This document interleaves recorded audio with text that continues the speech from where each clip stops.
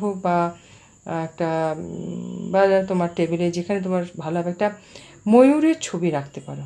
ময়ূর কিন্তু কার্তিকের বাহন। কার্তিক আমাদের কী করে, কার্তিক আমাদের প্রোটেকশন দেয়।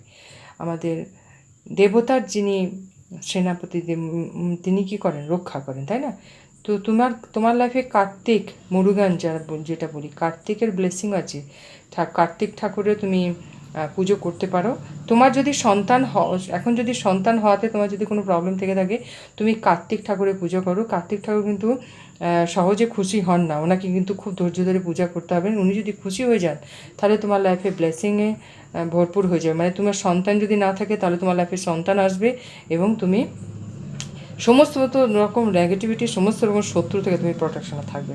তো এটা লাস্ট একটা মেসেজ ছিল, সেটা আমি ওই জন্য বললাম। আশা করি ভালো লেগেছে। এবার সঙ্গে থেকে ভালো থেকো। Thank you.